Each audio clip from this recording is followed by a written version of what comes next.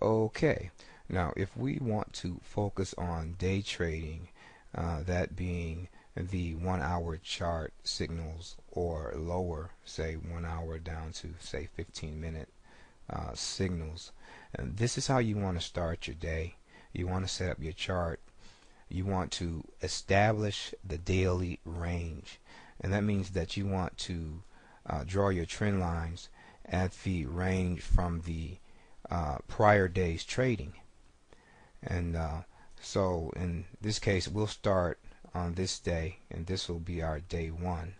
This is our trading day starting here. These are our period separators, the white vertical lines. And so this is our start point here. So this is a Monday.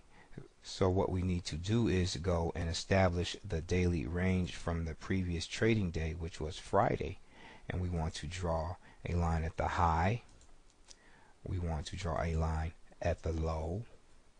We want to draw a line at the open.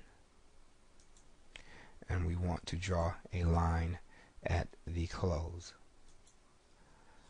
Now for this day, today, these lines are going to be our barometers, our road maps, and this is what you're going to need to do every day, because the market reacts to the daily range, and before the market will go to the next level, it will first test or have to break through the prior level, and this will go on each and every day. And if you're going to just exclusively concentrate on a day trading concept, this is paramount. The daily range is probably the most important single thing that you need to do.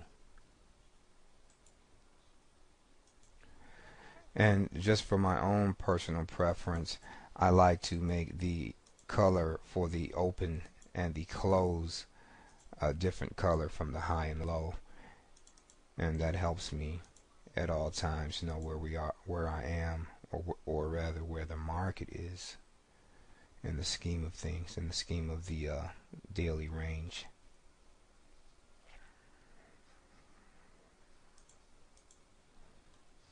Okay, now and the major reason why I differentiate the colors is because the close, the prior day's close, is the most important benchmark of the day, because as long as price is below the prior day's close, then the momentum, the current momentum for the day, is down. And as long as price is above the prior day's close, okay, momentum is currently up at that moment. Now it could change, but at that moment in time, that would be the direction of momentum. And also, since we are looking backwards instead of forwards, at least for starters, I'll just keep a arrow for our current day, the day that we're looking at currently. But now, so for our first day, we can see that the prior day's close was here at the red line, okay, and on Sunday evening we had an up open, and we went up above the Friday's close, and we stopped and reversed here. But as you can see, we went up. As we went up, price never went below the close. It sat right at the close but never went below, and that's an indication that it is serving as support. And here on the way back down, we can see that it bounced here a little up before it did close and continue down below the close. And once we went below the close, then we went down for, on this particular day, a significant amount.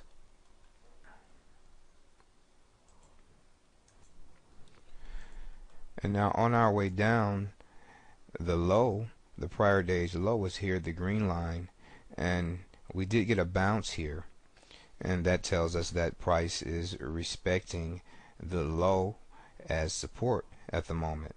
And then the next bar closes below the prior day's low, and now the prior day's low becomes resistance, and the signal is for continue down, just based on our breaks of support and resistance levels. But so if we're in the market here, if we're in short here, we want to get out at the close. If we're in short below here, we want to get out at the low.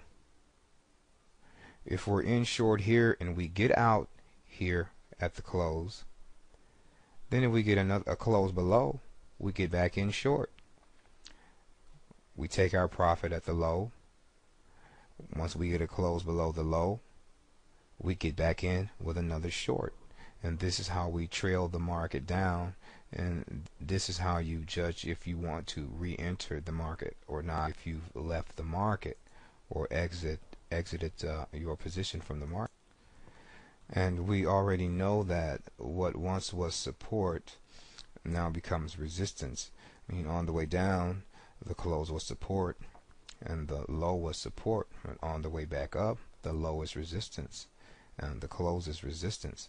But now looking on our way up here, we see once we get a close above on a strong bar, we get a close above the low, which is our closest resistance level on our intraday support and resistance, and that signals that we would go up to the close. And if we're long here, we want to get out when we hit the close, and we would only want to re-enter on a strong close above the prior day's close, which is now resistance. And so now if we were to get a close on today, our current day, if we were to get a close above the close, now our next significant resistance level is up here at the prior day's open, and we can see that there is significantly more profit potential from here to here than we have in our range down here. And so that's the range of support and resistance. Should usually be the typical areas where you expect price to at least bounce if it does not turn. And so this is something that you have to consider when you make a trade, even if you know that it's a good trade signal. Does the potential profit justify the potential risk that you're going to take on the trade? I mean, if it's a 25 pip potential profit and you can risk, 8-10 pips, maybe 12 pips, okay, that's fine. That's a reasonable risk reward ratio. Okay.